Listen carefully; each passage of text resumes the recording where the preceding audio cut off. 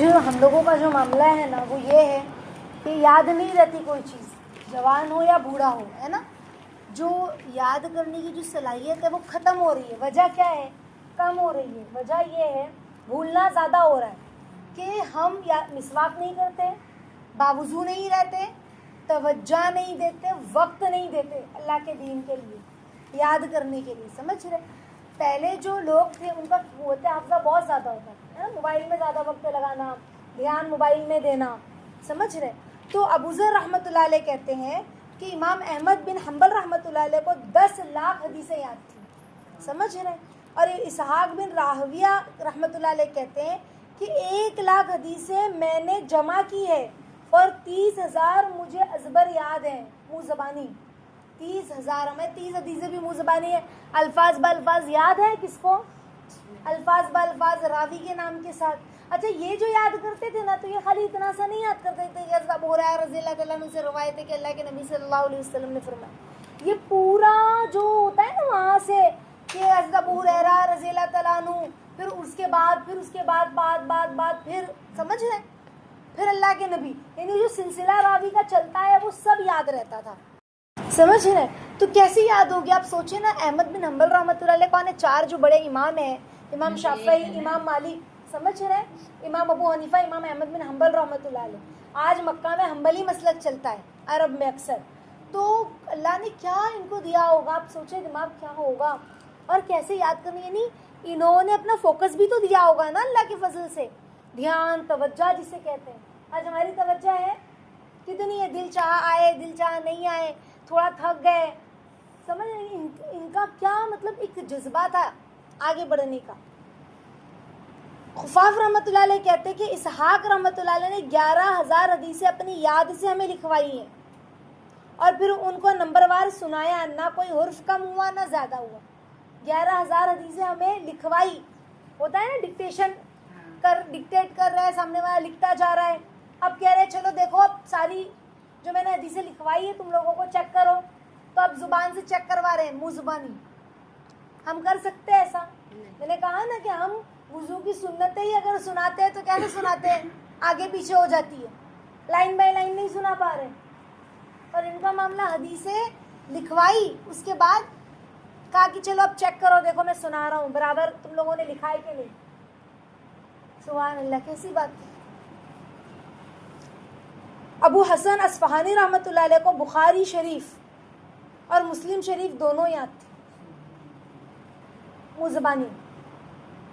بالخصوص بخاری شریف کا تو یہ حال تھا کہ جو کوئی سند پڑھتا نا تو اس کا متن یعنی حدیث پڑھ دیتے تھے. سند کسے کہتے ہیں اور متن کسے کہتے ہیں؟ دیکھو سند کسے کہتے ہیں؟ جو روایت ہوتی ہے نا، فلاں بن فلاں، فلاں نے فلاں سے سنا، فلاں نے فلاں سے سنا، فلاں نے فلاں سے سنا، یہ متن ہوتا ہے. آج ہمارے پاس خالی ایک ہی متن ہوتا ہے. حضرت ابو ہریرہ رضی اللہ عنہ سے روایت ہے کہ اللہ کے نبی صلی اللہ علیہ وسلم نے فرمایا. ان کو جو یاد ہوتا تھا نا، یہ کیسا ہوتا تھا؟ فلاں نے ان سے، پھر ان سے، پھر ان سے، پھر ان سے، پھر ان سے، پھر ابو ہریرہ، پھر ابو ہریرہ نے اللہ کے نبی سے. اتنا لمبا ان کو یاد رہتا تھا. تو کہا کہ بخاری شریف تو ایسی پکی یاد تھی نا کہ اگر کوئی خالی متن سنانے لگتا ہے نا تو کہتے تھے اس کے آگے یہ والی حدیث ہے. یہ جو راوی کا نام خالی سن کے سب بتا دیتے تھے آگے، راوی کا جو سلسلہ تھا کہ یہ راوی، یہ راوی، یہ راوی، ہاں اس کے آگے یہ حدیث. کیسی بات تھی سوچیں. شیخ التقی الدین بالبکی رحمۃ اللہ علیہ نے 4 مہینے میں مسلم شریف پوری حفظ کر لی تھی اور جمع بین الحسنین کے بھی حافظ تھے، صحیحین کے یعنی بخاری شریف اور مسلم شریف کے بھی حفظ، ان کو حفظ تھی. سورہ انعام ساری ایک دن میں حفظ کر لی تھی انہوں نے. سورہ انعام جو ہے ایک دن میں پوری حفظ کر لی تھی. کتنا دماغ. تو یہ دماغ کیسے آیا؟ دیکھو جب انسان کے دلوں پر کسی چیز کا غلبہ ہوتا ہے نا، انسان کے دل و دماغ پر اگر کسی چیز کا غلبہ ہوتا ہے تو اللہ اس کے لیے آسانیاں پیدا فرماتا ہے. سمجھ رہے؟ صاحب کرامت بزرگ تھے یہ، تو قرآن پاک کے بھی حافظ تھے، مکمل قرآن حفظ تھا. ابن سنی امام نسائی رحمۃ اللہ علیہ کے مشہور شاگرد ہیں، حدیث لکھنے میں آخر تک مشغول رہے. ان کے بیٹے کہتے ہیں نا کہ میرے والد نے جو ہے لکھتے لکھتے دوات میں قلم رکھا اور دونوں ہاتھ دعا کے واسطے اٹھائے اور اسی حال میں انتقال ہو گیا.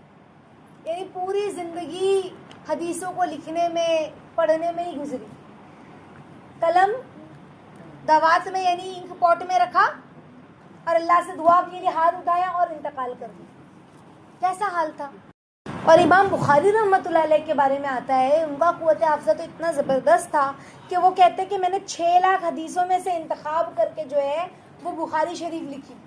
6 لاکھ حدیثیں ان کے پاس تھی جمع, اس میں سے انہوں نے چن کر بخاری لکھی اور اس میں سے 7,275 حدیثیں ہیں اس بخاری شریف میں.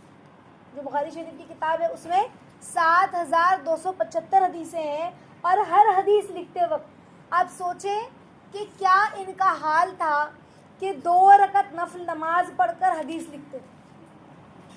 7,275 حدیثیں, ہر ایک حدیث لکھنے کے وقت میں 2 رکعت نفل نماز پڑھ کر لکھتے تھے. یہاں پر میں بولتی وضو بنا کر آئے تو بولے نہیں یہاں پر وضو نہیں بنا کر آئے, کبھی وضو ہی نہیں بنا کر آ رہے ہیں. سمجھ ہے. 2 رکعت نماز پڑھ کر آنے کے لیے میں نے آپ لوگوں سے کہا تھا نا حاجت کی نماز پڑھ کے پھر مدرسہ آیا کریں. ہم میں سے کتنے لوگ اتنی پابندی سے اس چیز پر عمل کرتے ہیں. جتنی تیزی کے ساتھ آپ فکر کے ساتھ آگے بڑھو گے, طلب جذبہ ہوگا, اللہ آپ کو اس کا بدلہ اس کا پھل دیں گے. سمجھ ہے.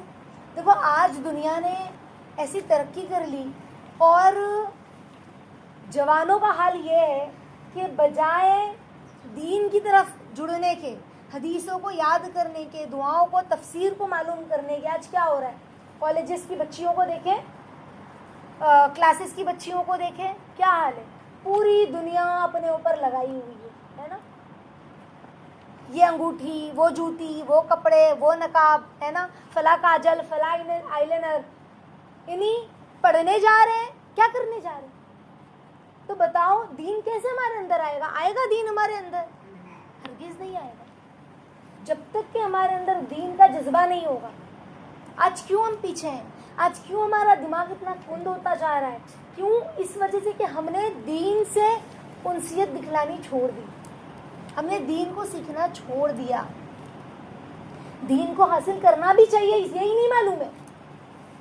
آج ماؤں کو دیکھیں, آج کتنی مائیں ایسی ہیں جس کو یہی نہیں معلوم کہ مجھے میری بچی کو دین بھی سکھانا ہے. انہیں ایسا لگتا ہے کہ بس کلام پاک پورا ہو گیا نا, بس ہو گیا, مکمل ہے.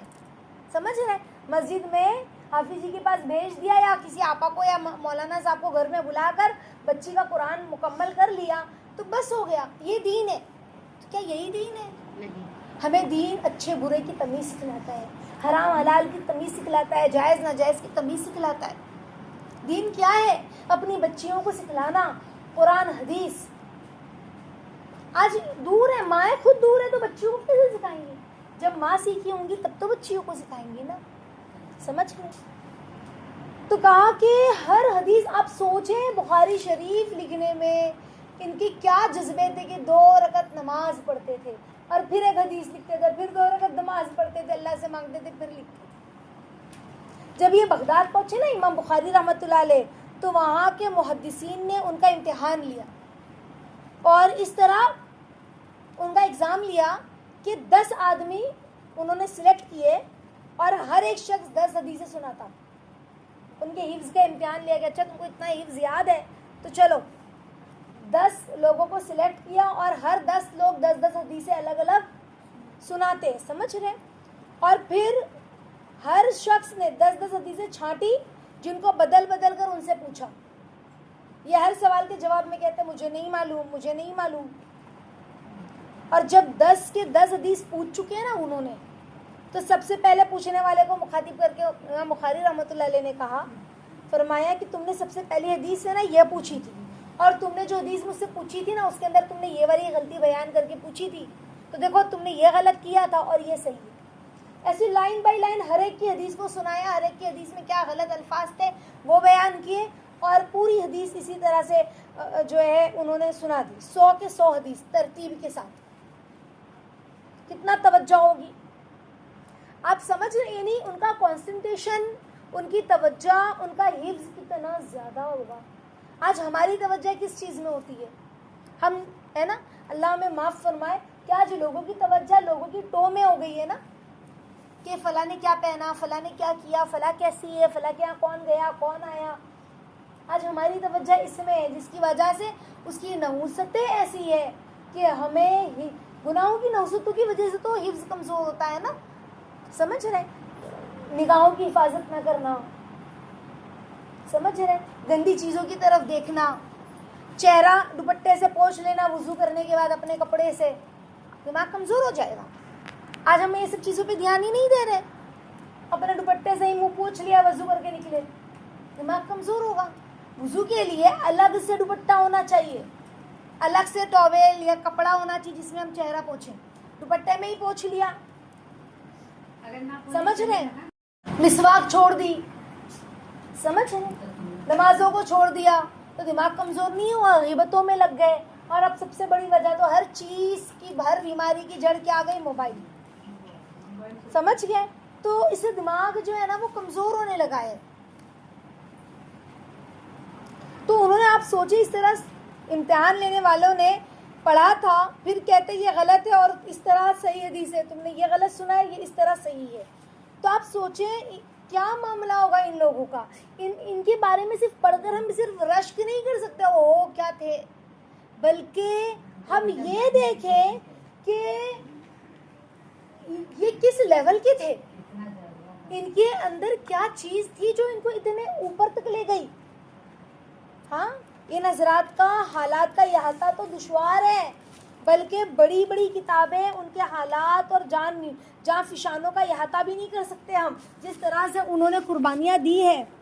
سمجھ رہے ہیں؟ 2-4 واقعات ہم نے پڑھے ہیں تو ہمیں سمجھ میں آ رہا ہے کہ اللہ اکبر اتنا سب تھا.